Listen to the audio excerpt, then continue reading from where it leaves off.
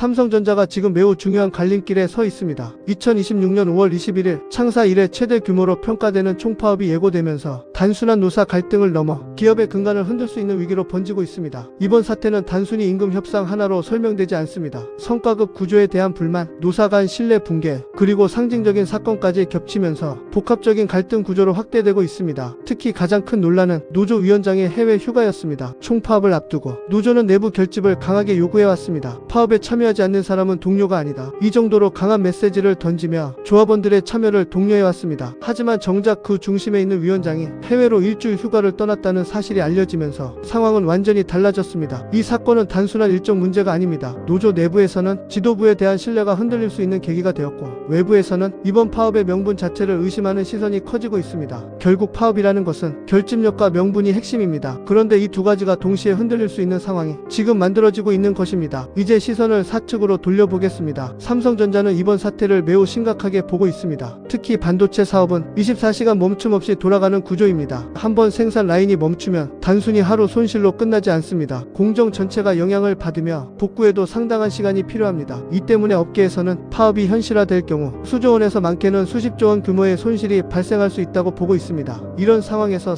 삼성전자는 법적 대응이라는 카드를 꺼냈습니다. 법원에 필수 유지 인력에 대한 가처분 신청을 제출하며 최소한의 생산 라인은 유지하겠다는 전략입니다. 이 조치는 단순한 방어가 아닙니다. 파업의 실질적인 영향력을 줄이기 위한 핵심 대응 전략입니다. 하지만 여기서 중요한 질문이 하나 생깁니다. 과연 법적 대응만으로 실제 생산 차질을 막을 수 있을까요? 노조의 요구도 살펴볼 필요가 있습니다. 이번 파업의 핵심은 성과급 상한제 폐지입니다. 노조는 현재의 보상 체계가 성과 대비 공정하지 않다고 주장하고 있습니다. 특히 반도체 호황기 동안 회사는 막대한 이익을 냈지만 그 이익이 직원들에게 충분히 돌아가지 않았다는 인식이 갈등의 핵심입니다. 이 문제는 단순한 돈의 문제가 아닙니다. 공정성, 그리고 인정받고 있다는 느낌, 이 두 가지가 결합된 문제입니다. 노조는 이를 해결하지 않으면 강경 투쟁을 이어가겠다는 입장입니다. 실제로 일부 조합원들은 경영진 자택 앞에서 농성을 진행하며 압박 수위를 점점 높이고 있습니다. 이제 상황은 단순한 협상을 넘어 힘과 힘의 대치로 넘어가고 있습니다. 이 갈등이 장기화될 경우 가장 큰 변수는 글로벌 반도체 시장입니다. 삼성전자는 세계 반도체 공급망에서 매우 중요한 위치를 차지하고 있습니다. 만약 생산 차질이 발생한다면 단순히 한 기업의 문제가 아니라 전 세계 IT 산업에 영향을 줄 수 있습니다. 특히 메모리 반도체 시장에서는 공급 부족이 곧 가격 상승으로 이어질 수 있습니다. 이것은 기업뿐 아니라 소비자에게까지 영향을 미치는 문제입니다. 지금 이 상황에서 가장 중요한 것은 속도와 균형입니다. 사측은 생산을 지켜야 하고 노조는 요구를 관철해야 합니다. 하지만 어느 한쪽이 완전히 무너지면 결국 피해는 모두에게 돌아갑니다. 지금 필요한 것은 극단적인 대립이 아니라 현실적인 타협입니다. 그렇다면 앞으로의 전망은 어떨까요? 첫 번째 시나리오는 파업 직전 극적 타결입니다. 양측이 서로 한 발씩 물러나 최소한의 합의점을 찾는 경우입니다. 두 번째는 부분 파업과 제한적 생산 차질입니다. 이 경우 시장에 일정한 충격은 주지만 치명적인 위기까지는 가지 않을 수 있습니다. 세 번째는 전면 파업과 장기화입니다. 이 경우는